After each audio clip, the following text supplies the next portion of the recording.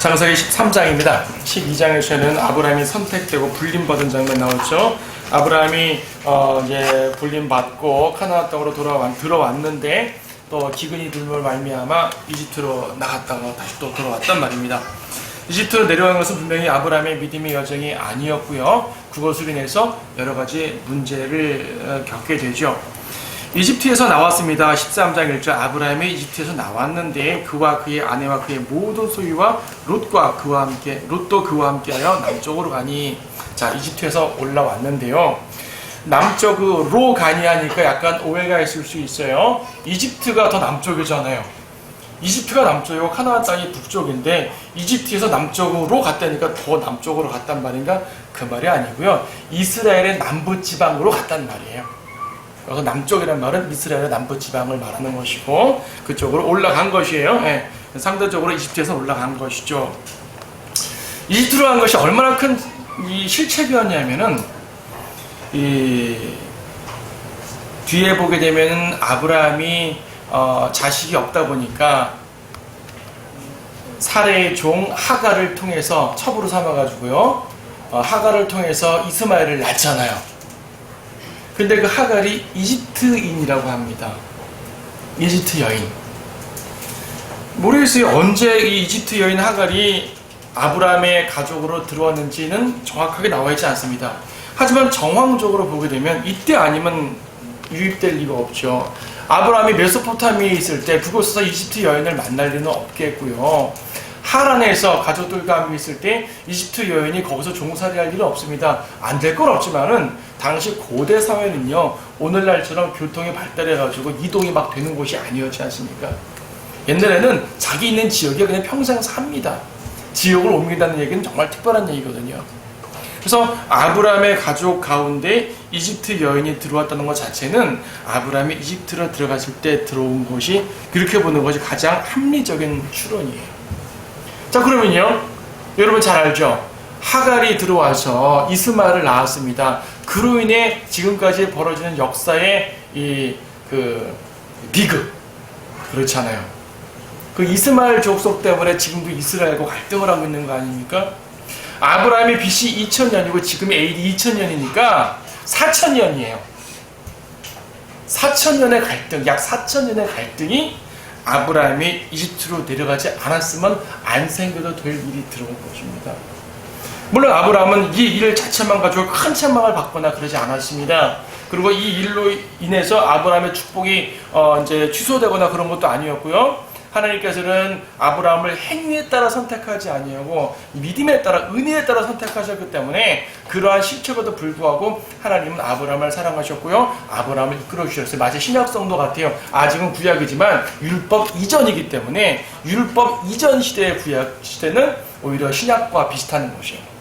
아브라함은 그것 때문에 크게 그의 하나님의 선택에 대해서 문제가 없었지만 결과적으로 그런 문제가 생겼습니다. 이제 여러분, 성도의 사소한 실수 하나가 역사를 뒤바꿀 수도 있다는 사실을 아셔야 돼요. 내가 무슨 역사를 뒤바꿀 만한 그런 유인이니까, 예, 여러분 각자는 아무것도 아닐 수 있습니다. 하지만 우리가 행하는 사소한 실책 하나가 어떤 커다란 일을 야기시킬 수도 있는 것이고, 거꾸로 우리가 행하는 사소한 의로운 일 하나가 하나님 나라의 커다란 자산이 될 수도 있는 것이에요. 여러분이 어떤 사람을 구령해서, 예를 들어서 구령했는데 그 구원받은 사람이 하나님께 아주 신실하고 크게 쓰임받을 수가 있잖아요. 바나바는 바울을 이끌었는데 바울은 바나바보다 훨씬 더 크게 쓰임받았죠. 모르는 겁니다, 여러분. 그래서 여러분들이 그 구령뿐 아니라 모든 삶에 있어서요, 여러분이 행하는 사소한 의로운 일 하나가 역사를 뒤바꿀 수가 있고요. 여러분이 행하는 사소한 실책 하나가 역사를 암울하게 할 수 있다는 사실을 아셔야 돼요. 우리는 뭐 교회도 작고요, 우리 개개인은 별거 아니죠. 예, 별거 아니라 말하면 안 된다니까요. 하나님 안에서 소중한 존재들이기 때문입니다. 아브라함만 소중합니까? 우리 모두가 각각 소중하죠. 특히 우리는 주님의 신분인데요, 더욱더 소중하지 않겠습니까? 예. 자, 그러한 것도 우리가 아시고 봅니다.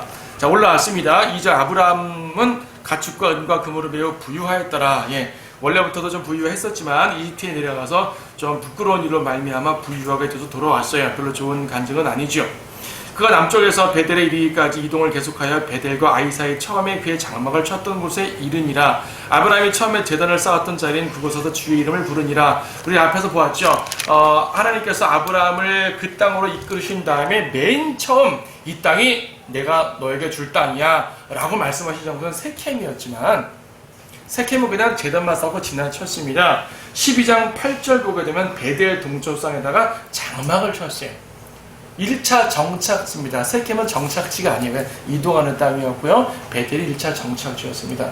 세켐에서도 제단을 쌓았고 베델도 제단을 쌓았지만 베델에 쌓은 제단이 본격적인 제단입니다. 그래서 창세기 13장에서 이집트에서 돌아왔을 때 베델 동쪽에 있던 그 곳에 원래 처음에 그들이 정착했던 그곳, 제단을 쌓았던 그곳으로 왔다는 얘기죠. 이것은 우리 영적으로 매우 중요한 일을 시사해 줍니다. 여러분이 타락했다가 타락까지는 아니더라도 뭔가 주님과 문제가 생겼다가 말입니다. 그렇죠? 주님과 관계가 소원해져서 첫사랑을 잃어버렸을 때 반드시 우리는 첫사랑의 장소를 기억하셔야 됩니다. 이 장소하고 물리적인 장소만을 말하는 것은 아니에요. 물리적인 장소만을 말하는 것은 아니지만 주님과 나와의 첫사랑을 이루었던 어떤 그 모습, 그 상태를 기억하셔야 돼요. 나는 그때 주님과 함께 있음으로 말미암아 이랬었는데, 행복했었는데, 막강했었는데, 힘이 있었는데, 즐거웠었는데, 그쵸? 지금은 주님과 함께 하지 않음으로 말미암아 이런 점이 참 내가 영적으로 안 좋아졌구나. 그럼 어떻게 되죠? 주님과 기뻤던 그곳을 찾아야 됩니다. 그 물리적 장소는 아니라 할지라도 그 상태를 찾아야 됩니다. 여러분에게 베델은 어떤 것입니까? 어떤 분은 어느 특별한 장소일 수도 있습니다. 어떤 분은 날마다 기도하는 자신의 기도의 재단일 수도 있습니다. 어떤 곳일 수도 있어요. 하지만 여러분의 마음의 상태인 베델을 찾으셔야 됩니다. 마음의 상태인 베델을 찾으셔야, 무엇보다 하나님 말씀 안에서 베델을 찾으시기 바랍니다. 이 베델이 나중에 뒤에 가서 타락한 것이 되는 건 별도로 치고 일단 회복하는 첫사랑의 장소라는 개념으로 이해를 하시기 바라요.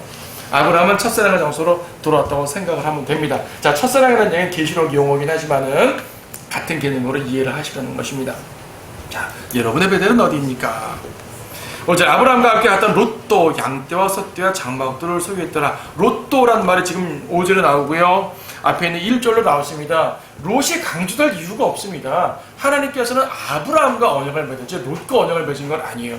하지만 지속적으로 롯을 강조하는 이유는 뭐냐면 하나님의 언약에 불필요한 사람이 있기 때문에 자꾸 이렇게 거슬리는 것이에요. 그렇죠? 생선이 목에 걸리면 되게 불편하죠. 입에 있으면 불편합니다. 빼내야 됩니다. 원래부터 다 발라가지고 참 먹으면 되게 편안한데 잘 못 발라서 들어가게 되면 되게 불편한 것이에요. 롯이 바로 그런 존재예요. 지금 롯이 개인적으로 악한 사람이란 말 아닙니다. 도덕적으로 타락했단 말 아니에요. 뒤에 보게 되면 소돔성이 멸망할 때 롯은 타락하지 않았던 사람이기 때문에 오히려 롯은 의인이라고 말합니다. 하지만 하나님의 언약의 관점, 하나님의 택하심의 관점에서 롯은 택한 사람이 아니었었어요. 아브라함을 택했죠. 근데 왜 롯이 있냐는 얘기예요. 아브라함 지금 자기 아버지 테라와 함께 모든 식솔들을 이끌고 칼데아 우르에서 하란까지 왔다가요. 하란에서는 가족들 다 이제 분리해서 자기만 내려왔어요. 근데 롯은 데리고 왔어요. 왜냐하면 롯은 조카잖아요. 롯의 아버지는 하란을 일찍 죽었고 자기 형제가 죽었거든요. 그러니까 자기 때는 자기 아들처럼 지켰던 조카니까 아들 같은 조카거든요. 데리고 오죠. 하지만 하나님의 언약은 철저히 했습니다. 롯은 아니야 그겁니다.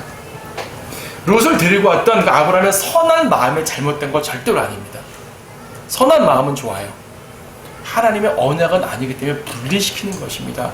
하나님이 분리시키는 과정이 어떻게 분리시켰습니까? 일단 장막을 이제 각자 이제 부유했는데 아브라함도 부유했고 롯도 부유했습니다. 6절 그 땅은 그들이 함께 거하는 것을 수용할 수 없었으니 이는 그들의 소유가 많음으로 함께 할 수 없었습니다. 아브라함의 가축과 아브라함의 가축의 목자들과 롯의 가축의 목자들 사이에 다툼이 있고 또 그 당시 그 땅은 카나안인가 프리스인도 하더라. 원래 거민도 있잖아요. 원래 거민도 있고 유인민인 아브라함과 롯도 이제 부자가 됐죠. 자, 갈라집니다. 하나님께서 갈라지게 할 때 어떤 안 좋은 일로 갈라지게 할 수도 있지만은 이렇게 부자가 돼서 축복해서도 갈라지게 할 수도 있어요.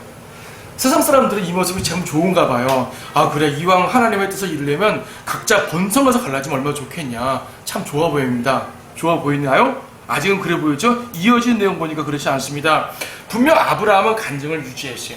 아브라함의 간증을 잃었던 부분은 이집트에 내려갔을 때는 참 간증을 잃었지만 다시 베들로 올라온 다음에는 그는 하나님 안에 충만함으로써 주님과 온전한 관계를 맺은 것으로 보여요. 왜냐하면 아브라함의 성품이 그대로 드러나거든요.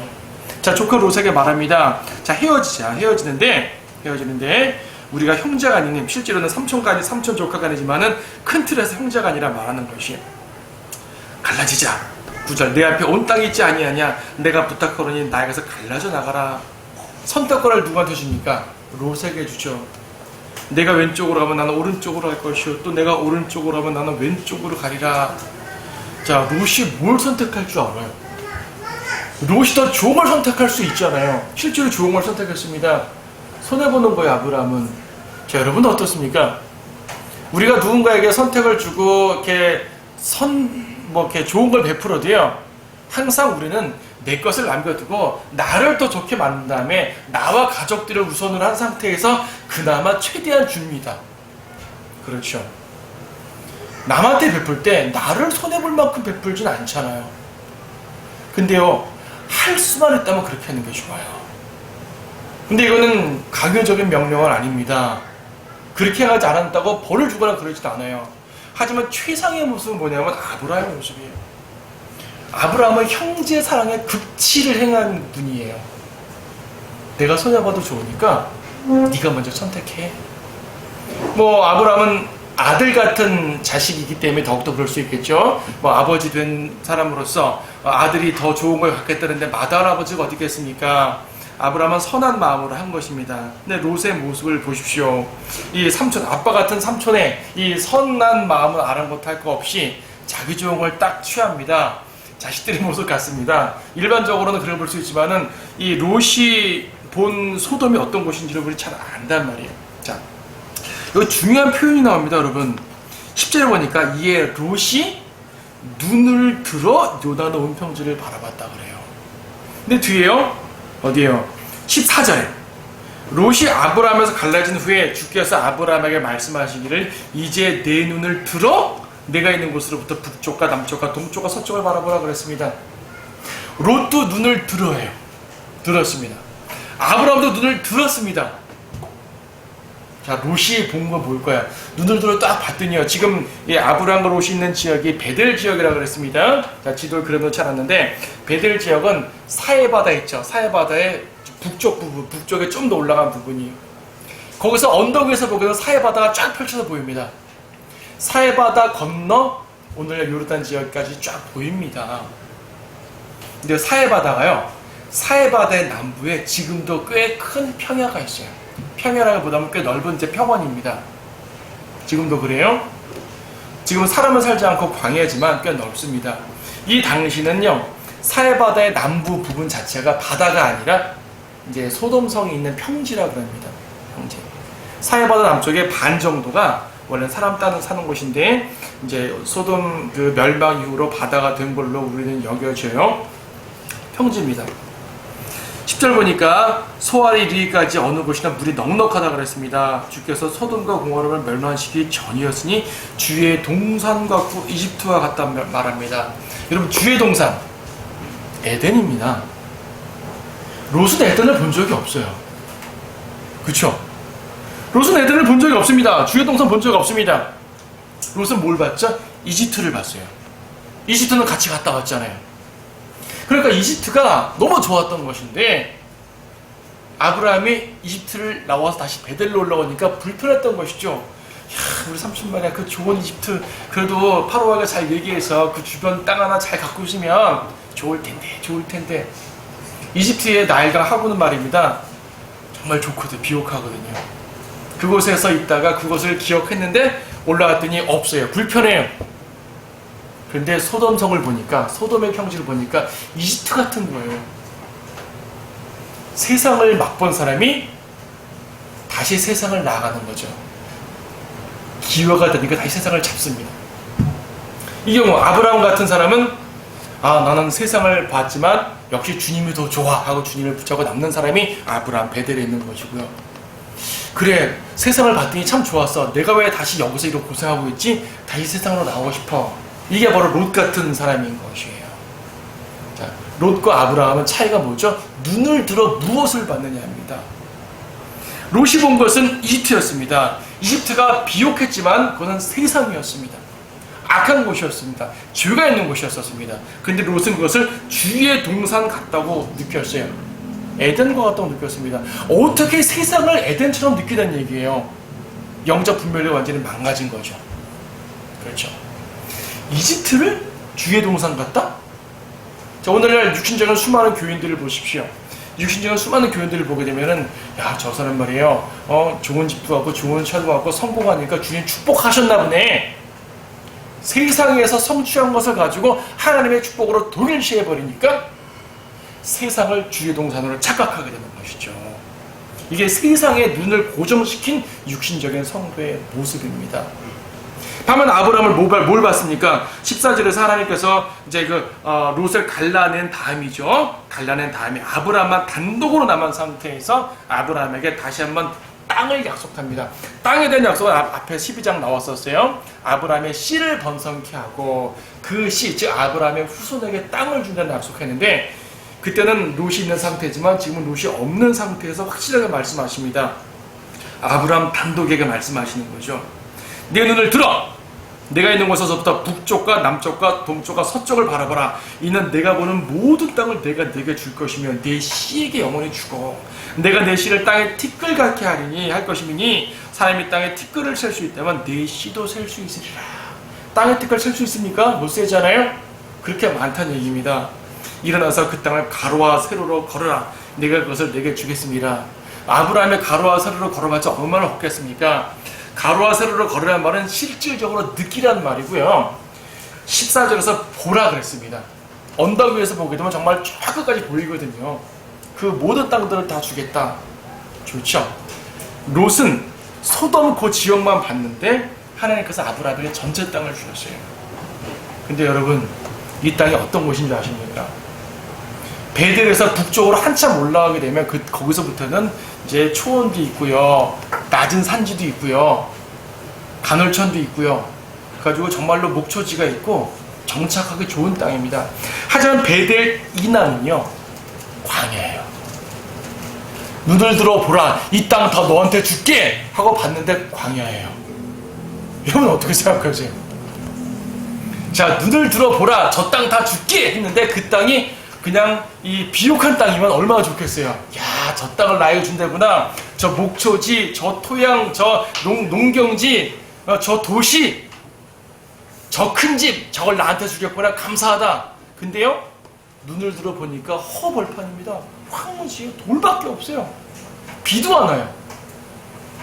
근데 그것을 너희가 주리라. 여러분, 이게 무슨 약속이에요? 어떻게 생각하세요? 지금 이 말씀을 보니까, 야, 아브라함이 큰 땅 받았네. 역시 롯을 갈라내고 나니까 좋은 땅 받았어. 좋은 땅이 아니라니까요. 그럼 하나님의 약속이 뭐죠? 기껏 성도를 불러다가 주님이 땅 주시겠다고 약속했는데 그 땅이 고작 이런 거라고요? 여러분 한번 이스라엘 가볼 기회 있든지 아니면 사진으로 보셔요. 얼마나 척박한 곳인지. 그 땅 받은 게 뭐가 대단할까요? 근데요, 이것은 믿음의 눈이었습니다. 믿음의 눈. 당장은 척박한 곳입니다. 하지만 주님께서는 이곳을 채울 것이에요. 채울 것이고, 베델 남쪽에는 예루살렘이 있거든요. 아직은 예루살렘이 형성되지 않았지만 예루살렘과 그 주변 지역들 지금 사람들이 가득 차야 살고 있습니다. 도시들마다. 그리고 주님이 재림하시면 황무지가 장미꽃으로 변한다 그러잖아요. 그 모든 것들이 정말로 위대한 땅으로 바뀝니다. 스카랴에 보게 되면요, 예루살렘이 성벽 없는 도시처럼 된다고 그래요. 성벽 없는 도시처럼 된다는 말은 성벽이 무너진다는 말이 아니라 인구가 너무 많아서 성벽 자체가 의미 없도록 된다는 얘기죠. 성벽 안에 다 들어갈 수가 없어요. 더 퍼지는 것이에요. 지금 예루살렘이 그렇죠. 앞으로 더 그렇게 될 것입니다. 이 모든 약속입니다. 아브라함은 그것을 보고 감사했던 사람이에요. 대단하죠. 저는 이스라엘의 그 땅을 보고 이런 땅을 약속하셨단 말이야? 충격이었어요. 이래서 아브라함이 위대했던 것입니다. 만약 저 같았으면 주님 실망인데요 그랬을 텐데, 아브라함은 그 약속을 보고 주님께서 선하고 아름답게 채우실 것까지 믿고요 받은 것이에요. 당장 상황은 소돔과 이 지역이 다르다니까요. 그러니까 하나님의 약속은요 이루어지기 전에 믿어야 믿는 것입니다. 이루어진 다음에 믿으면 믿음이 아니죠. 감사할 뿐일 수 있지만은 이루어지기 전에 믿고요 그 하나님의 역사에 동참하실 수 있어야 돼요. 하나님까지 척박한 곳을 이루시는, 하나님의 나라를 개척하시고 이끄시는, 우리를 통해 하나님의 나라를 구현하시는 그러한 모습을 여러분이 스스로 느끼셔야 됩니다. 여러분이 완벽한 곳에 왔다면 그걸 느낄 수 없잖아요. 이미 다 이루어져 있는데.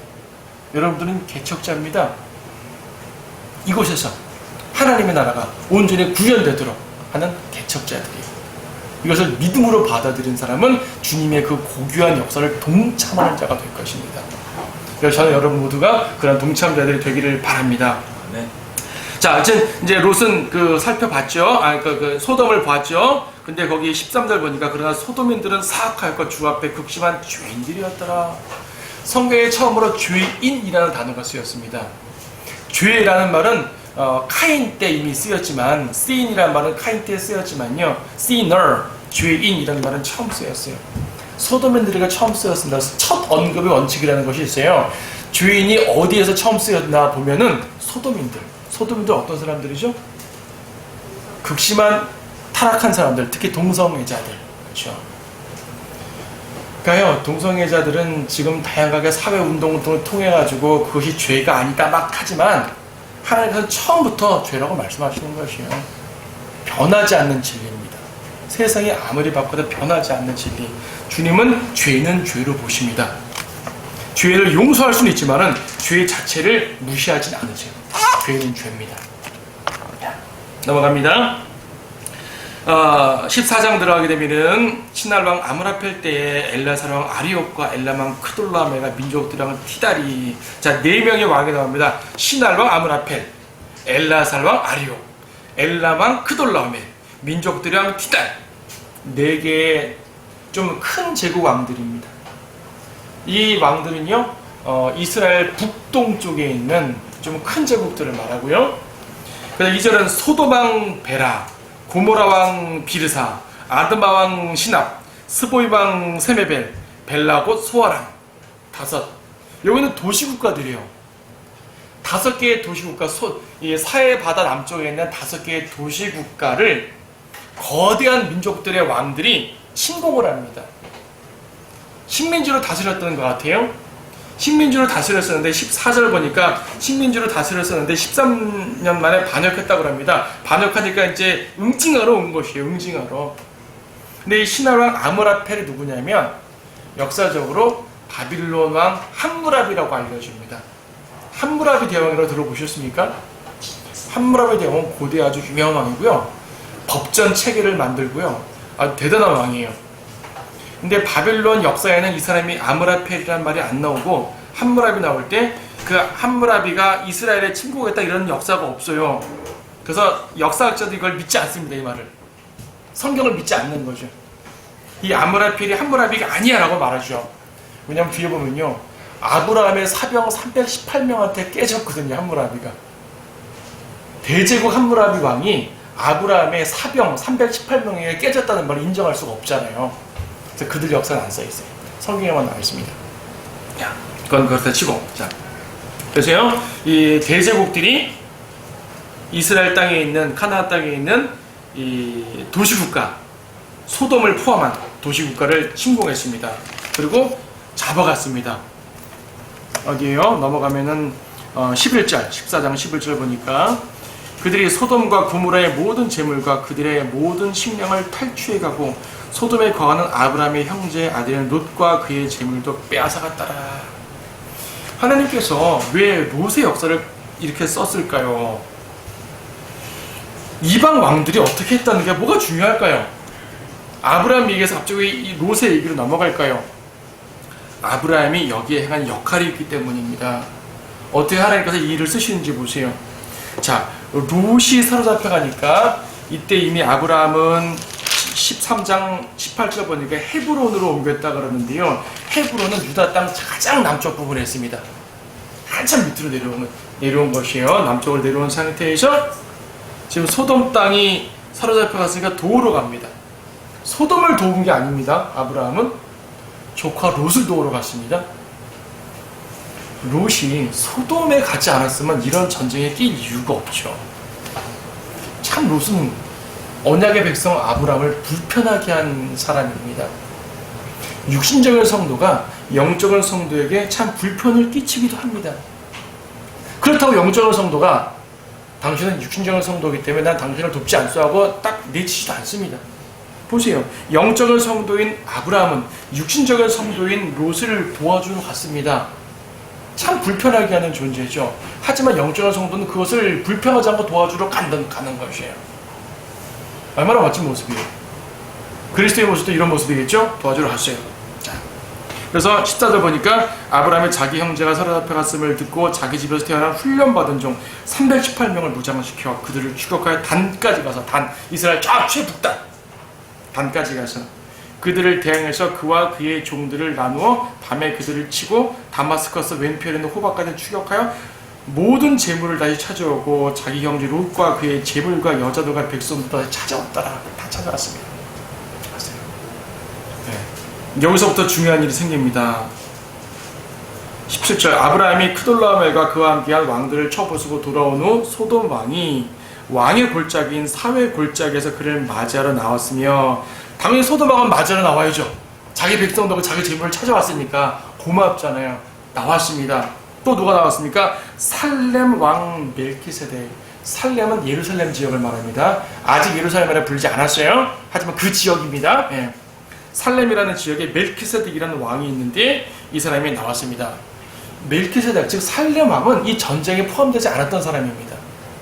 소돔은 전쟁에 포함된 사람이에요. 자기의 종들과 재산을 뺏어가는 걸 찾아왔으니까 당연히 도리상 나와야 되는 게 맞고요. 살렘왕은 안 와도 됩니다. 살렘왕은 전쟁에 연루된 사람이 아니에요. 근데 나왔어요. 나와서 뭐라 했습니까? 지극히 높으신 하나님의 제사장이었는데요. 그가 아브라함을 축복하고 말하기를 하늘과 땅의 소유주이신 지극히 높으신 하나님의 아브라함을 복 주시옵소서. 도대체 이 인물이 누구길래 아브라함을 축복합니까? 이 전쟁과 전혀 관계없는 사람. 아브라함이 재물과 사람을 찾아왔는데 살렘의 사람들은 아무것도 아니었단 말입니다. 근데 괜히 나와서 축복을 줬어요. 하나님의 제사장입니다. 아니 아직 율법도 없잖아요. 무슨 제사장이 어땠습니까? 어쨌든 제사장이에요. 이 사람이 누군지 알 수 없어요. 이 사람의 계보도 몰라요. 부모도 몰라요. 자녀도 몰라요. 근데 제사장이래요. 근데 시편을 보게 되면 예수님께서 바로 이 멜키세덱의 계율을 따라 제사장이 되셨다고 말씀하셔요. 히브리서 7장도 한 번 더 이 말씀하시는데 멜키세덱이 누군지 몰라요. 사람들은 멜키세덱이 누군가를 추측도 합니다. 멜키세덱은 누굴 거야. 근데 히브리서에 보게 되면 아버지도 없고 어머니도 없고 계보도 없고 도대체 이런 사람이 어디 있습니까? 예수님일 거야. 예수님이 현현하신 것 거야. 그럴 수도 있어요. 아닐 수도 있어요. 근데 확실한 건 뭐냐면 이 인물이 역사적으로 누군지는 아무도 모릅니다. 하지만 확실한 건 뭐냐면 예수 그리스도를 예표하는 인물인 건 분명합니다. 어떤 의미로 예수님을 예표했습니까? 지금 빵과 포도주를 가지고 나와서 아브라함을 축복했어요. 빵과 포도주 뭐죠? 예수님이 최후의 만찬 때 제자들에게 빵과 포도주를 나눠주셨죠? 이 빵은 내 몸이라 그러셨고 상징하는 거지만 물론 이 잔은 내 피라 그러셨습니다. 예수님의 살과 피를 상징합니다. 아직 십자가가 나오지도 않았어요. 아직 예수님에 대한 예언도 없었습니다. 예수님 나오려면 이때부터 2000년 뒤에 가야 됩니다. 하지만 하나님께서는 그 모습을 미리 보여주시는 것이에요. 아브라함이 십자가를 알았을 리가 없습니다. 몰랐죠. 예표적으로도 알 리가 없어요. 아브라함은 그냥 멜키세덱을 만난 거예요. 근데 하나님께서 이 장면을 신약까지 쭉 끌어오심으로써 예수 그리스도의 대제사장직을 멜키세덱 계율로 쫙 가져오는 것입니다. 계율도 없는데 어떻게 그 계율로 들어가요? 구약의 유일한 제사장 계열은 아론의 계열입니다. 그렇죠? 아론은 아브라함의 자손 중에 하나죠. 예수님이 아론 계열에 들어가게 되면은 아브라함 밑에 들어가는 사람이 되는 거죠. 근데 멜키세덱은 아브라함 밖에서 아브라함을 축복했던 사람입니다. 아브라함보다 높은 위치에 있는 사람이에요. 예수님이 멜키세덱의 계율을 따른 대제사장이 됨으로써 이스라엘을 축복할 수 있는 것입니다. 우리를 축복할 수 있는 거죠.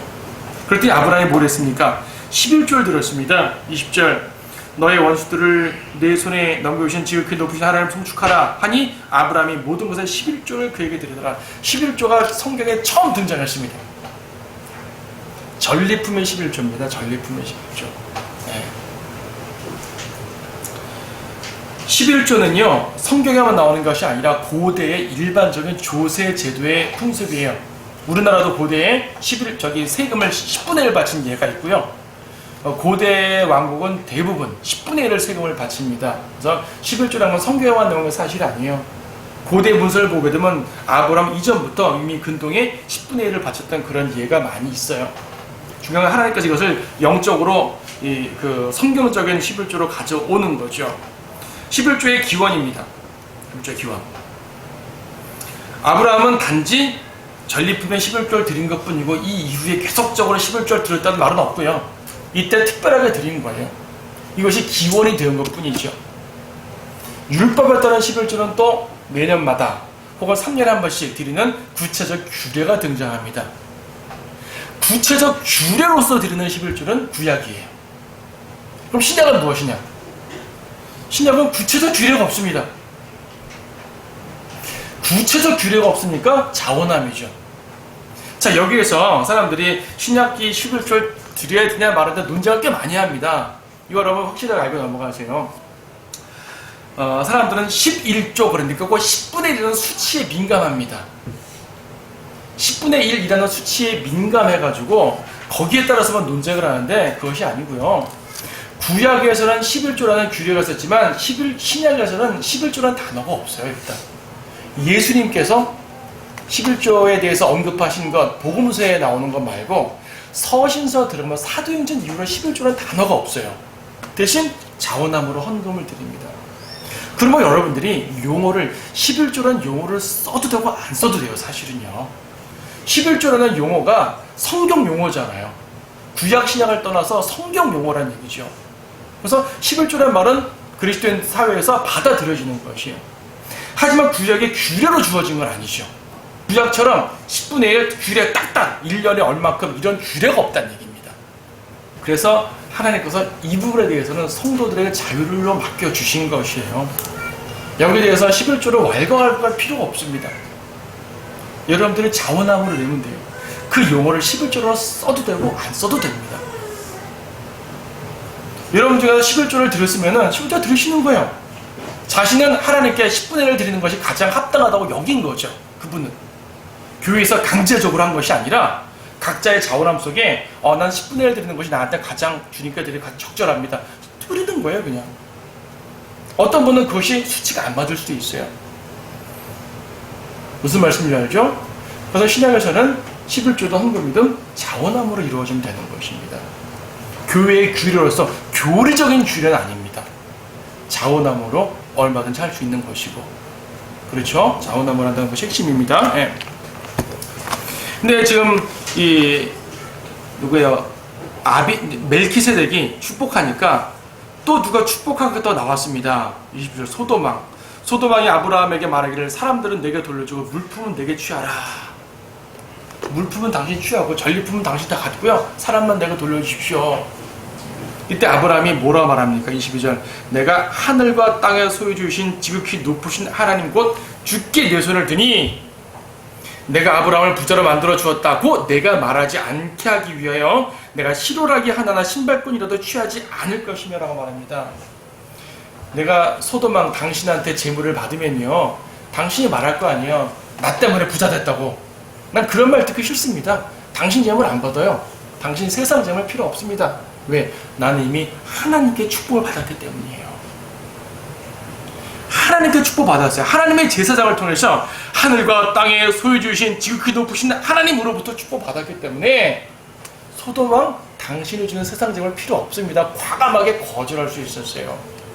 이집트에서는 거절 못했습니다. 이집트에서는 그냥 파라오가 주는 거 다 받았어요. 왜? 이미 간증을 잃었었기 때문에. 이때는 간증을 세웠거든요. 떳떳이 거절할 수 있었습니다. 이때 아브라함이 무슨 말을 했습니까? 하늘과 땅의 소유주이신 지극히 높으신 하나님이라는 표현을 똑같이 썼습니다. 멜키세덱이 자기를 축복할 때 했던 그 말을 아브라함이 스스로 쓴 것이에요. 나에게 복 주신 분은 하늘과 땅의 소유주라는 말입니다. 여러분에게 복 주시는 분은 하늘과 땅의 소유주예요. 하늘과 땅의 소유주가 여러분 앞에 있는데 계신데, 여러분의 아버지시고 여러분의 주님이신데 까짓거 세상 재물 뭐 눈에 보입니까? 필요에 따라서 우리는 열심히 노동해서 버는 건 뭐 건전한 노동이지만요, 거기에 집착할 이유가 없죠. 예수님께서 말씀하셨습니다. 하나님과 재물 사이에 선택하라 그랬잖아요. 하나님이냐 재물이냐 선택하라 그랬습니다. 하늘과 땅의 소유주이신 전능하신 하나님을 내 주님으로 인정하지 않는 사람은 갈등할 수밖에 없어요. 하나님을 선택하려니 재물이 아쉽고, 재물을 선택하려니 신앙적 양심이 좀 찔리고, 그렇죠? 그런데요, 내가 모시는 분은 하늘과 땅의 소유주예요. 재물과 하나님과 갈등을 일으킨다고요? 갈등 요소 자체가 없는 거죠. 재물은 필요할 때마다 얻으면 돼요. 주님께 간구하기도 하고 노동을 하기도 하죠. 이건 정상적인 필요에 따른 노동입니다. 하지만 하나님과 재물을 선택하는 기로에 선다고요? 내가 지극히 높으시니까 하늘과 땅의 소유주를 내 주님으로 두고 있는 사람이요? 그래서는 안 된다는 거죠. 아브라함의 멋진 간증을 기억하십시오.